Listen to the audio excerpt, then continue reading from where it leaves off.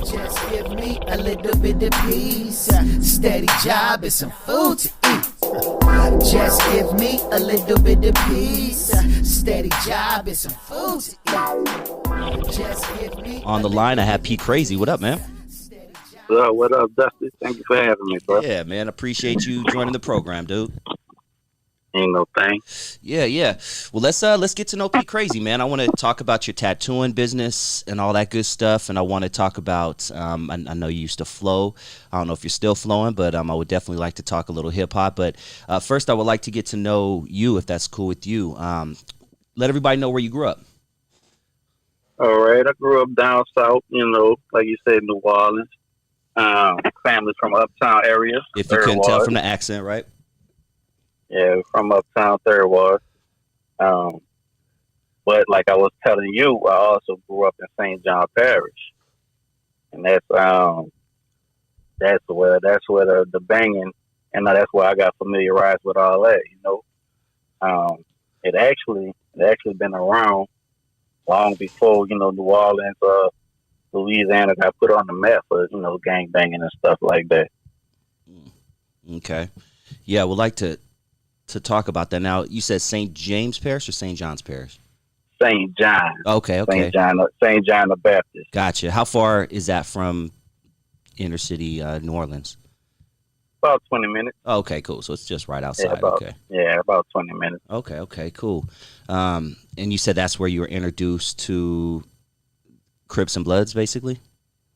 Yeah, basically. I mean, that's where I discovered it, Crips and Bloods. Yeah.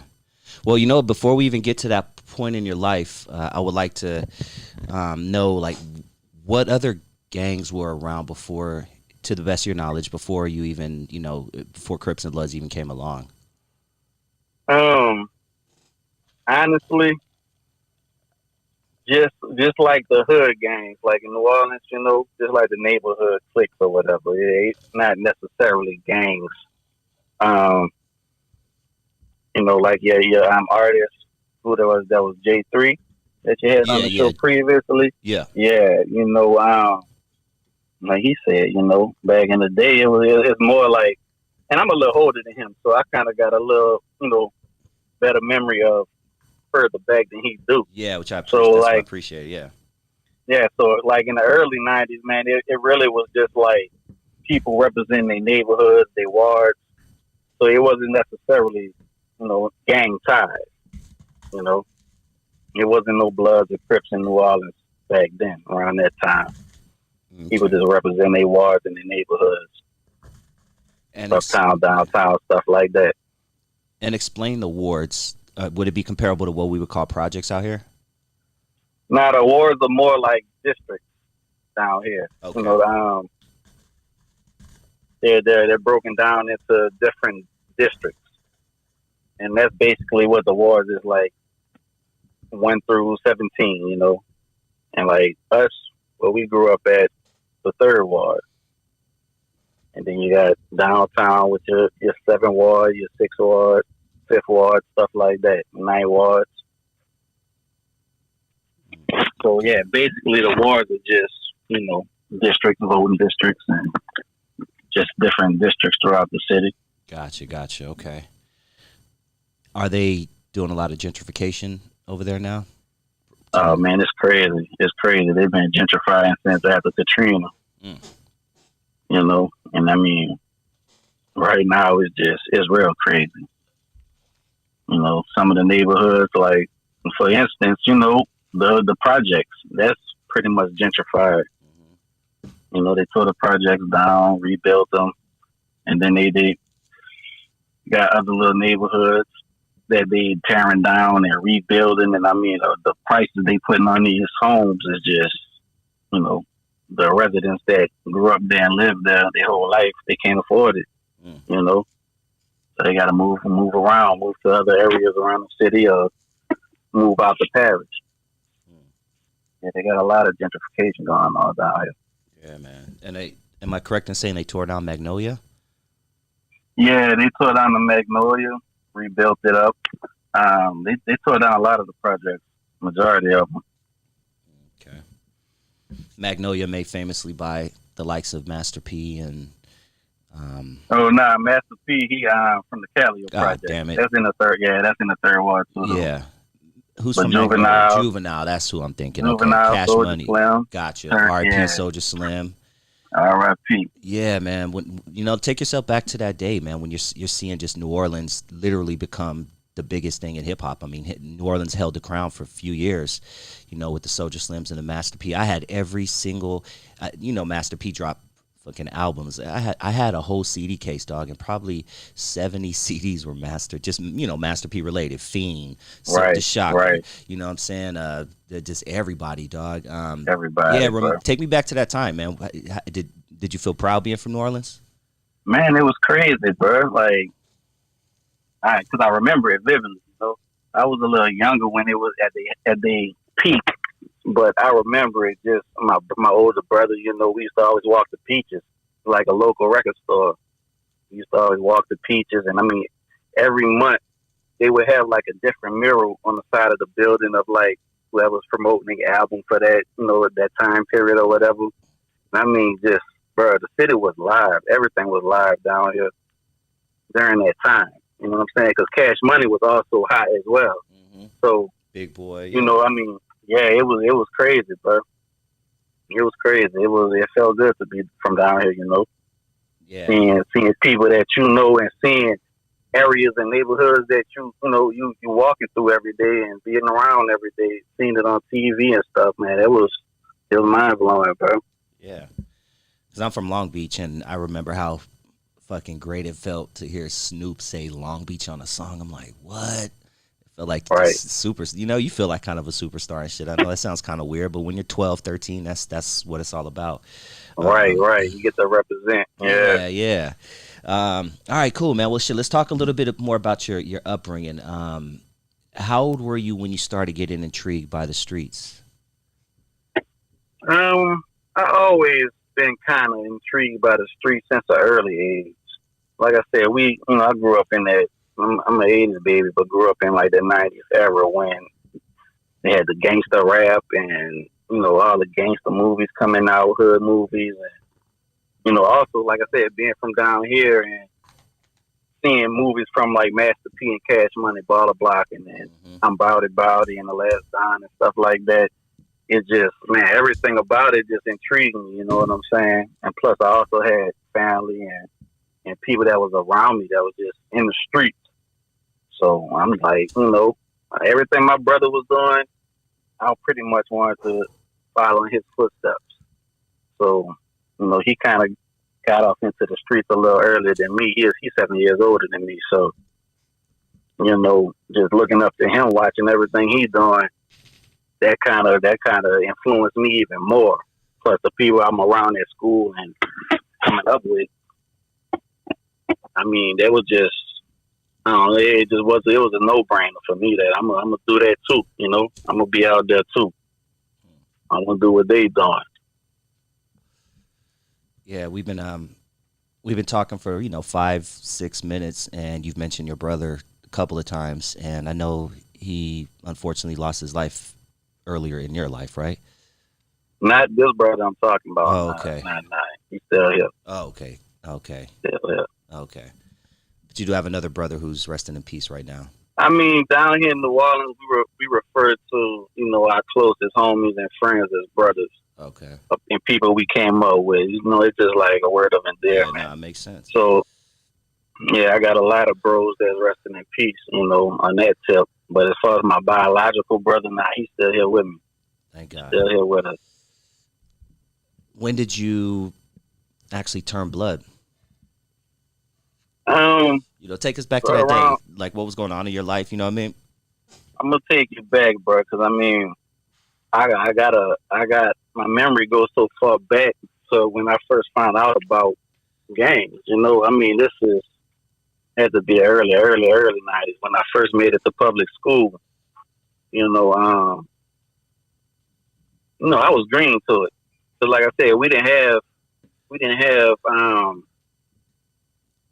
Bloods and Crips in New Orleans at that time period. I mean, it's just something you didn't even hear about in the city. So out there in St. John Parish, going to public school and stuff, I'm around these dudes who already were kind of hip to it. And I mean, young cats around my age. But I just remember being in public school and hearing people, oh, I'm a blood, I'm a crip, woo the woo, different little people from different. And then I just noticed that they kind of from different areas. You know what I'm saying? So as time went on in school, I kind of just, paid more attention to it. And then we moved to a certain little neighborhood out there in St. John Parish, which was predominantly Bloods. And I mean, I started hanging around with a few of them cats and got cool with them. And shit, I wanted to be down with them too. So that's kind of how I got into that whole little scene. You know what I'm saying? Like, and that had to be around 98, 99. That had to be around like 98, 99, if I'm correct. Just give me a little bit of peace, steady job and some food to eat. Just give me a little bit of peace, steady job and some food to eat. Just give me a little bit of peace. And we've heard on my show before, and I know it was somebody from No Limit. I've interviewed a few No Limit artists on my show, but he made a statement, and people kind of ran with it. And I've asked other people from New Orleans on my show about it, but we've heard that MACK 10 is one of the main reasons that Bloods were brought to New Orleans, and then obviously Lil Wayne. What you're saying is they were here way before that, right? Right. I was here since the 80s. Okay. They was here before me, so I mean that's how far back it goes. And I heard that from one of the older heads who kind of schooled us, and gave us some history of how it came down here. Okay. So yeah, it definitely been here since the 80s. Close my window real quick. Dogs are going crazy. So would it be safe to say that maybe Lil Wayne just at least popularized it down there? Definitely, okay. Definitely. And I mean, that it just, around that time when Wayne started coming out with the blood stuff, it really, you did see a shift in the city. People you starting to see red rags pop up. Because, I mean, back in the 90s, bro, and early 2000s, there were more Crips. You know what I'm saying? And down here, period. Okay. I mean, we were just outnumbered.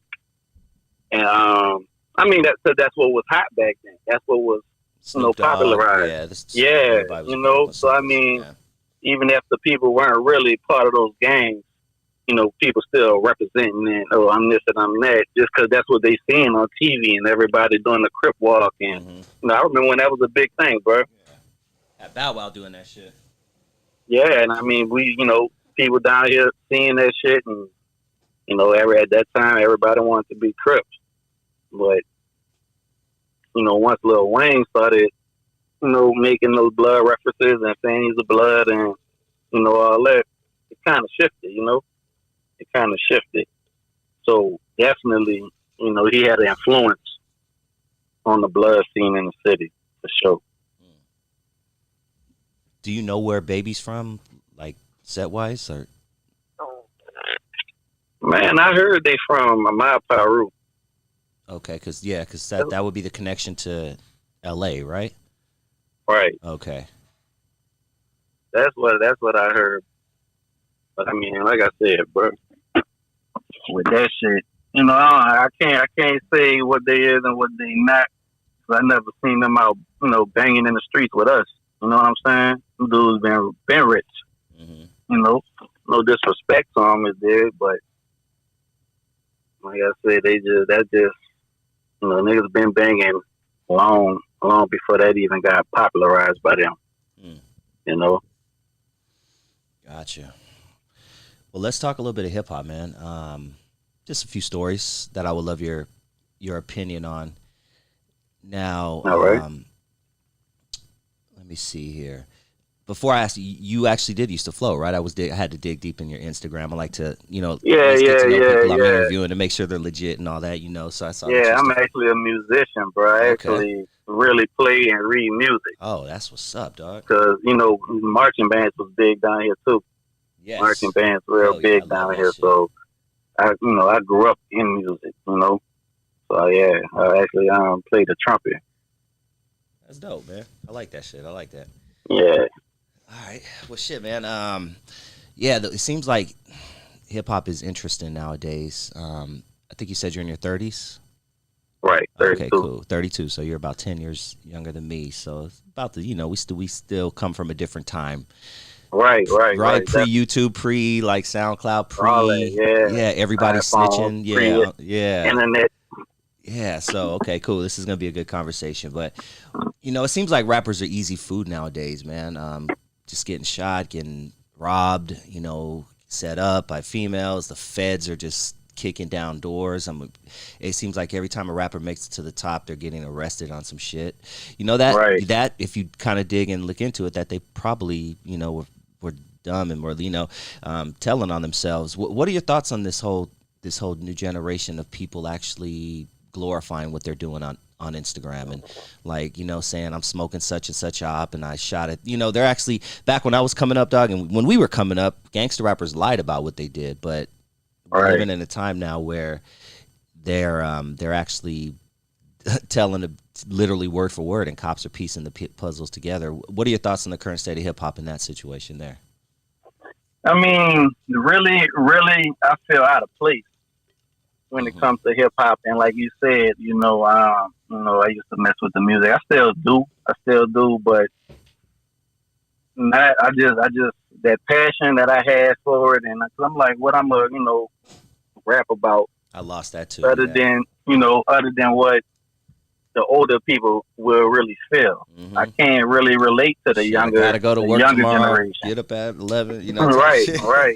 Got the kids to take care of. Yeah. They don't want stuff to like hear that shit. They want to hear kill a nigga, shoot a nigga. Yeah, they want to hear all that crazy shit. But like I said, I just can't get jiggy with it. For one, I mean, like I said, I'm a musician, so I actually look for harmonies. I look for cadences and their flow. I look for a good composition of a song. I mean, me and one of my friends were just talking about it. He like, bro, you got to get with the time. These dudes are not laying down 2 verses and 2 hooks and stuff like that. They don't even know how to verse. count bars, dog. They just go for it. He like, man, they which that I kind of like. I kind of like that. Visual. Yeah, I wasn't liking that 16/8, 16/8, 16/8. It gets kind of repetitive. That part I do like about kids, changing it up a little bit. And that's kind of cool. Yeah. But me, I'm kind of stuck in my old ways, so that's why I said I got to catch up when it even comes to that type of stuff, But as far as the content, I mean, everything's the same, bro. It's all cliche. I mean, you rarely hearing dudes that's different. You know what I'm saying? Like, and like how you say, smoking on packs and all that. I mean, that's for sure a new thing, because coming up, I mean, people wasn't that disrespectful towards the dead. You dig? And I mean, down here we got a lot of different beliefs and stuff. Yeah. But when it comes to the dead and all that. Yeah, especially the dead. Yeah, I mean, you don't fuck with the dead, basically.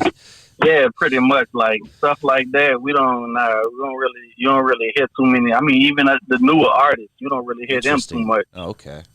You don't even really hear them too much disrespecting the dead like that. Maybe some of the younger cats, but nah, bro. That's just that's not cool in my eyes, really. Yeah, and it seems like the thing is to top the last person, get his disrespectful. Now I'm gonna film a video at his gravesite. Yeah, see, the thing with that is, these dudes, they don't know how to control their emotions. Everything they doing, they acting out of emotions. What so and so did my dead homie on the track. So let me go tell on myself. Let me go put in some work right quick and then talk about it afterwards in the track. You know what I'm saying? To get back. I mean, I just came up from an era where we don't move like that. What happened in the streets, stay in the streets. When you were coming up, Yeah, go We ahead. definitely ain't name drop. I'm gonna say we definitely ain't name drop. You know, any of the deceased, you know, stuff like that. Yeah. Yeah, you came up in a different time, man, and it's crazy because back when you were coming up, the cops had to actually go knock on doors. They had to go do a bunch of research. They had to take years. It took years to. Now, dog, they just sit in their Yeah, office. They sit in their office, kick up their feet, and they just go through Instagram. Oh, let's see who's beefing right, today. Oh, okay, cool. Fulio and Young and Ace is beefing today. Let's see what's right, going on. right, Let's go to this right, YouTube right. video. Oh, let's hear this song. And they just piece that shit together. And one Quick, thing about the feds is they're very, very patient. They're very, quick, very quick. patient. All right. Yeah, the feds ain't coming until they got a solid case on you. Mm-hmm. Mm-hmm. You know. Yeah. And I mean, with that being said, you could look at some of the things down here that didn't happen, like BG, for instance. You know, he got caught up just because of different little things that was on video. You know what I'm saying? On YouTube and stuff, and they used that against him in court.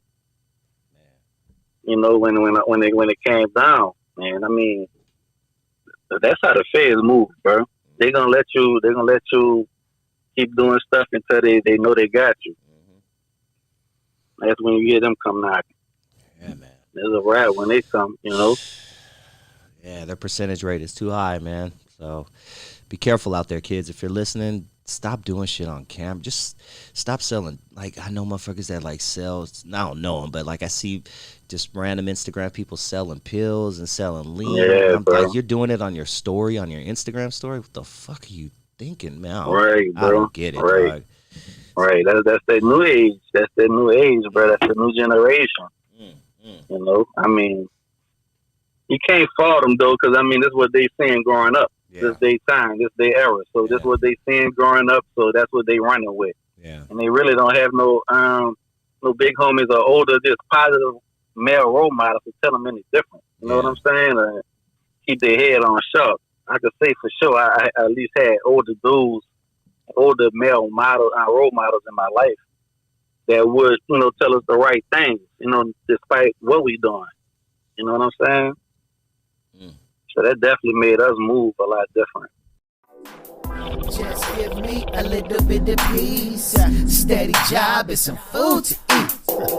Just give me a little bit of peace, steady job and some food to eat. Just give me a little. What are your thoughts on Tekashi 6ix9ine in general? The whole situation from his beginning to where he is today. Honestly, I didn't even really follow his movement until, you know, it just started getting to the point where you cannot help but to see him on YouTube, you know, Instagram and stuff like that. But I really think that, you know, I don't take that serious. You know what I'm saying? As far as him. Yeah. I mean, you know, everybody do they things, you know, the things they out here doing for their own reasons. But as far as like him with that gang shit, like I said, bro, I don't respect nobody just putting on because they got a buzz or they got, you know, a little name going for themselves.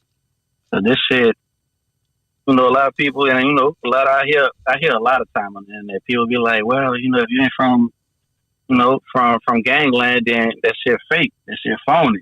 You know what I'm saying? But ain't nothing fake and phony about people losing their lives. You know what I'm saying? And mothers burying their children. You dig? That shit, that's as real as it gets. And people going to jail with these football numbers. You know? Yeah, man. But I just don't take that shit serious as far as 6ix9ine and, you know, his blood affiliation. I mean, I know the dudes he was affiliated with. I know them dudes was solid or whatever, really about their shit. But as far as him, man, I don't, you know, like I said, bro, he just type of shit he was doing would have never flew with us. Something else that's big in your life is tattooing. Right. Yeah, great work, man. What got you into tattooing? I'm gonna tell you what got me into it, bro. Back in school, you know, like junior high school, like I said, the gang shit was real big back then.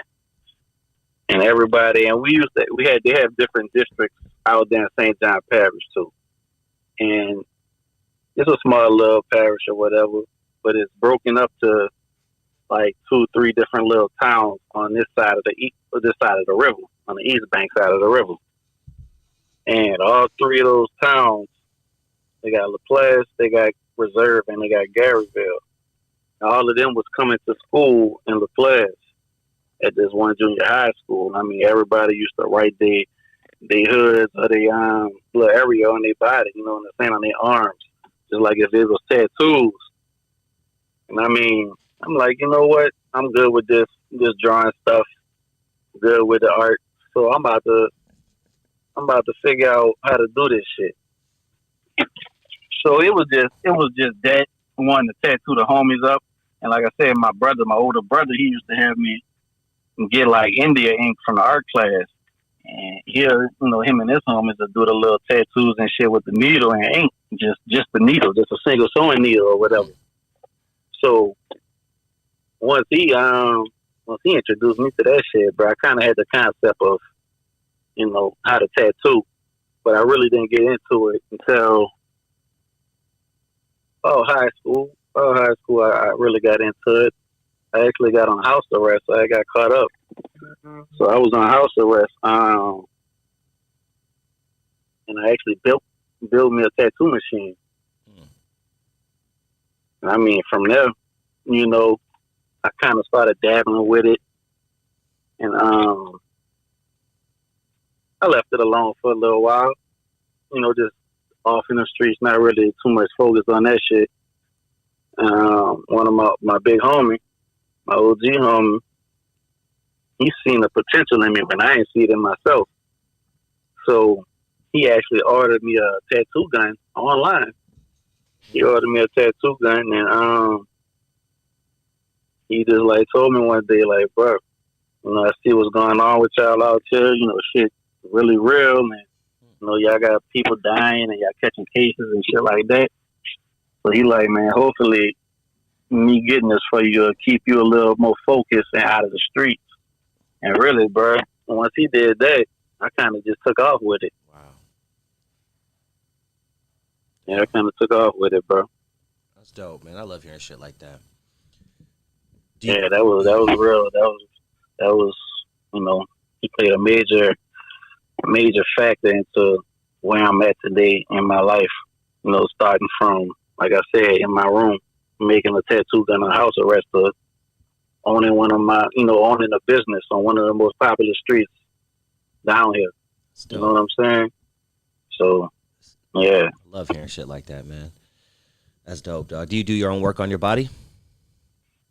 I used to when I was younger. Is that extra hard or is it easier? Is it hard? It's not necessary. It depends on the spot. Like if you're doing your legs or your arm, only it's harder to do your arm, something like that, because I mean you need that extra hand to stretch the skin. So if you're doing your leg or something, yeah, it's a little easier. Damn. And I mean, you know your own pain tolerance too. Okay. You know, some people you got to fight with in the chair and nurse them through it. You know what I'm saying? So it don't be for everybody. Now, keep it real. At the beginning, because I don't want to put you on blast now, but in the beginning, did you ever fuck up somebody's tattoo? I mean, yeah, I fucked up tattoos. That just come with the territory, you know. I know vets that, you know, still make mistakes every now and then. But if you can't, usually it's nothing major to the point where we can't fix it. Okay. Now I done had a couple of times where people, they actually give you the wrong name, because I always ask them before I stick them. I always show them. All right, this the right name. This the right name. And then they'll get on the phone and send a picture to their relative or somebody, and you spelled it wrong, ain't right. Yeah, that ain't right. Yeah, that didn't happen a few times, bro. Damn, a few times. That's sad that you said a few times, dog. That shows. I mean, I've been tattooing for a long time. So I got some stories, bro. Damn, dog. It happens, bro. That's crazy. did you ever do any jail or prison time? No prison time. I done went to jail a couple times, but nothing, nothing major. You know what I'm saying? 'Cause I was wondering if like Nothing. you ever did it behind bars. Oh, nah, Okay. nah, Yeah. nothing major like that. Okay. Cool. I was one of the lucky ones, bro. Yeah, man. Shit. Thank God, homeboy. I mean, a lot of people, like you say with the music and shit, a lot of people glorify that shit, man. That shit not to be glorified, bro. Nope. I got a partner right now doing 29. Mm. You know what I'm saying? And he been down for like 14. Mm. He like tell me all the time, bro, this shit ain't nothing but modern day slavery, bro. Yep. You know? And when people start looking at it like that, I mean, the ones that don't care, you're not going to reach everybody. You're not going to save everybody. But, for the ones that actually listen and actually, looking for some real guidance, and they gotta just listen up, bro, because that shit ain't where you want to be. Once you behind them bars and they close them doors, mama can't help you. You know what I'm saying? Mom and daddy can't help. Man.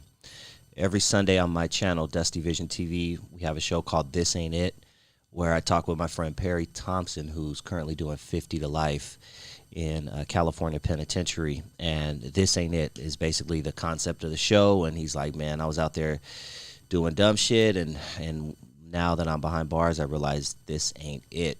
So like you said, man, ain't it, bro. fuck, stop. Yeah. Let me ask you, man, but my last question before we kind of wrap it up, because, you're dropping jewels tonight. I love it. The kids grow up, they hear about homies doing long prison terms, and they see homies getting shot and dying and things like that. Why do you think the streets are so powerful that it keeps kids still wanting to go that route? I say because they only seeing one side of it, bro.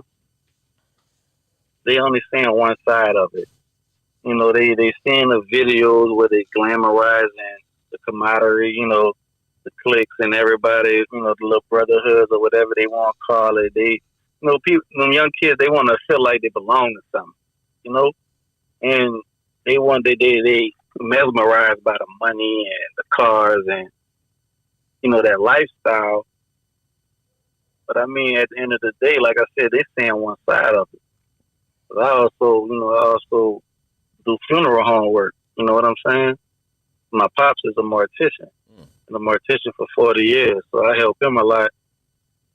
And they don't see the other side of it, bro. They don't see these bodies bullet riddled and torn apart from these bullets, and they don't really see how hateful people really could be towards another person. You know what I'm saying? And I feel like if they did start to see this type of stuff, then it'll make them think. You know what I'm saying? It'll make them think. They don't see parents crying over their children and shit like that while they child in the casket. You know what I'm saying? So I think they just really seeing that one side. They ain't seeing, how you're hurting behind bars and you got to reach out to your homies to put something on your books. How your mama crying for you and your kids missing you and stuff like that, bro. They not seeing both sides of the shit. They only seeing it from one side. And I mean, at one point in time, that was me too. Only seen it from one side. And when I was looking from that side of it, I didn't really care about tomorrow or what came with it. But as time goes on and you grow up and you see that, there's really some bullshit what we out here doing, then, you never really gonna get it, bro. And like I said, you can't save everybody, but the ones you could, they need to take heed to what, some of the older people saying something. When it's all said and done, bro, once you close that casket, slam them doors on you, that's a wrap. Yeah. That's the best way to end the show right there. KRAZY, thank you so much. If there's anything you want to promote or talk about, now the floor is yours, man.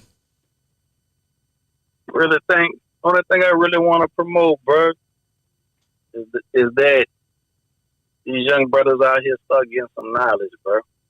You know what I'm saying? Like, I was lost. At one time, and it took me a little time to see it full spectrum, take a panoramic view of everything that's going on.